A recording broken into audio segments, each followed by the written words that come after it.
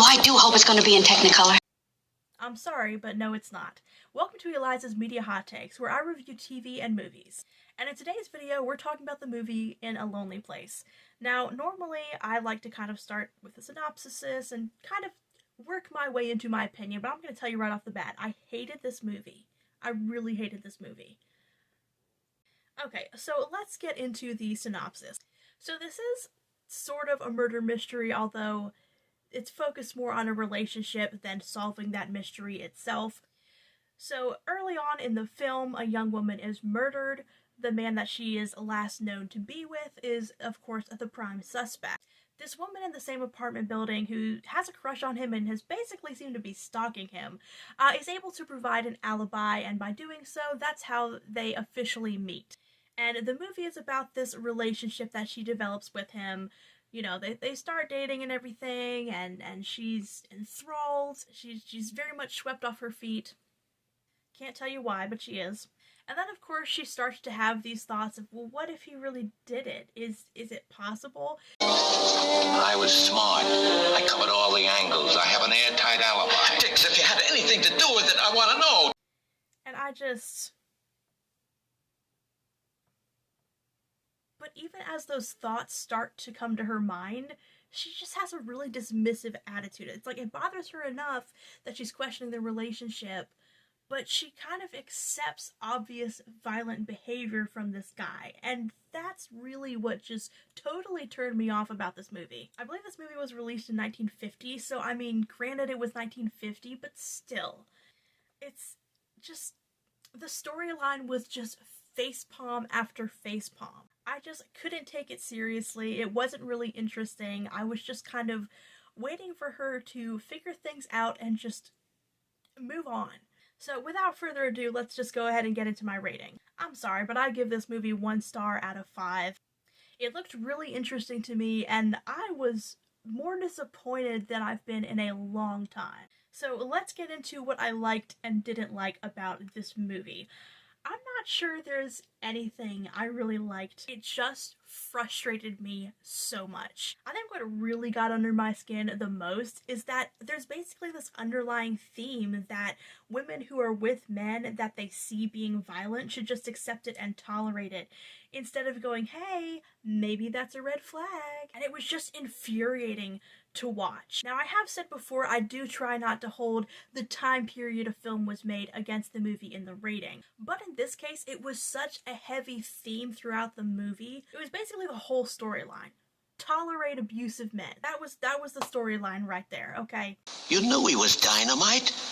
He has to explode sometimes. Years ago, I tried to make him go and see a psychiatrist. I thought he'd kill me. Always violent. Well, it's as much a part of him as the color of his eyes, the shape of his head. He's thick steel. And if you want him, you've got to take it all. The bad with the good. So I'm sorry, but in this particular instance, it's more than fair to hold this against the movie because it was such a theme throughout the movie. For example, even while she's still having all these doubts and she's getting to a point where she's like, okay, I've seen him be violent. In fact, he almost kills somebody in front of her. The fact that she did not make a big issue out of that is kind of an issue itself. But at that point, it's not just about having doubt, she's kind of scared of him now. So she actually gets engaged to this guy, and this guy's agent is talking to her, and she starts crying, and she's, he's not normal, he's very violent, there's something wrong with him, and he's all, well, you have to accept the good with the bad, and all this other crappy stuff about how it's just a guy's personality and not really his fault if he's violent, which I cannot stand. It's a load of bull. But later in that story, that guy hits the agent.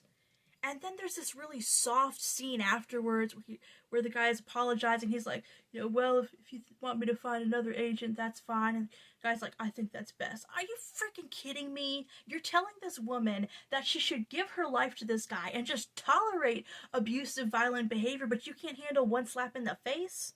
That just really pissed me off. I also just didn't like the main character at all. Even aside from the fact that he's violent, he just wasn't that interesting to me. These characters were just pretty boring. It's like, they're so suddenly in love with each other, and they're starting this relationship. There was just nothing special about this romance. There was nothing all that intriguing about this couple. So since the story focuses so much on their relationship, that really hurt the story. If the characters were a bit more interesting in some way, then that would be one thing, but they just weren't interesting enough to carry the entire story with this focus on their relationship. And also, just for the record, I don't care what gender you are, if you go around being aggressive and starting fights with people, that's because you're making stupid decisions and you are personally responsible for how you choose to behave, okay? It's not just how you are or part of your personality.